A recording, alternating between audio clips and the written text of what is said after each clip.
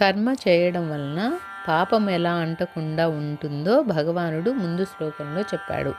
39వ శ్లోకంలో ఇప్పటి వరకు చెప్పిన సాంఖ్యయోగం గురించి బోధించాను అర్జున, ఇక కర్మయోగాన్ని గురించి బోధిస్తాను అని చెప్పడం ప్రారంభిస్తున్నాడు.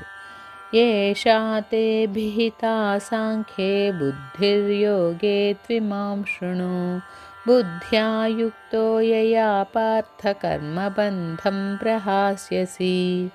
అర్జున, ఇంతవరకు నీకు సాంఖ్యశాస్త్రమును అందు చెప్పబడిన ఆత్మతత్వ నిశ్చయమును తెలిపి ఉంటేనే ఇక యోగశాస్త్రమందలి కర్మయోగ సంబంధమైన వివేకమును నీకు తెలుపబోచున్నాను.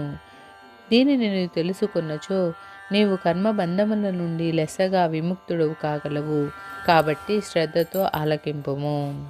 అయితే ఈ కర్మయోగం చేయడం వలన నువ్వు సంసార బంధం నుంచి బయటపడతావు. ఈ కర్మాచరణం తెలుసుకోవడం అనేది బుద్ధి అని చెప్తున్నాడు అనమాట. ఈ కర్మయోగ రహస్యాన్ని ప్రతి వాళ్ళు కూడా తెలుసుకొని బంధాల నుంచి విముక్తి కావాలని కూడా చెప్తున్నారు. అయితే కర్మయోగం యొక్క మహిమను ఇంకా వివరిస్తూ ఉన్నారు పరమాత్మ. నేహాభిక్రమణాశోస్తి ప్రత్యవాయో న విద్యతే స్వల్పమప్యస్య ధర్మస్య త్రాయతే మహతో భయాత్. ఈ కర్మయోగము ప్రారంభింపబడినది నిష్ఫలమైనటికీ కానేరదు. పూర్తి అగుటకు ముందుగా ఏ కారణం చేతనైనను మధ్యలో నిలిచిపోయినను దోషము లేదు.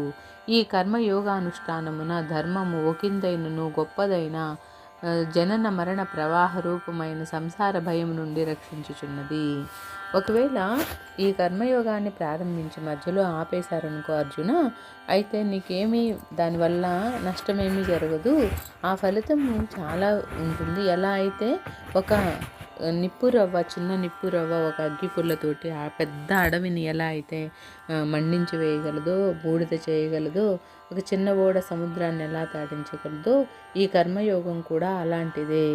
చిన్న పూజ అయినా సరే నిష్కామ కర్మగా చేసినప్పుడు నాకేం ఫలితం అక్కర్లేదు, ఫలితాన్ని ఆశించకుండా చేసినప్పుడు అది చేయాల్సిన పని చేసేస్తుంది. ఎలా అయితే మనకు తెలిసినా తెలియకపోయినా మెడిసిన్ వేసుకున్నప్పుడు రోగం అయితే నయమవుతుంది కదా, అలాగే ఈ నిష్కామ కర్మయోగం అనేది అలా చేస్తుంది అని చెప్తున్నాడు. అది కూడా కాకుండా ఇక్కడ ఏం చెప్తున్నారంటే త్రాయతే మహతో భయాత్ అంటే వివేకంతో కూడిన ఈ కర్మాచరణ అంటే బుద్ధితోటి కూడిన ఈ కర్మాచరణ చేసినప్పుడు అన్ని భయాల కంటే గొప్పదైన మరణ భయాన్ని కూడా నువ్వు జయిస్తావు అని చెప్తున్నారు. అయితే ఇలా అభయం ఇవ్వడం వలన మనకు సాధకులకు ఎవరైతే సంసారంలో చిక్కుకుపోయి ఉన్నామో మేము ఎంత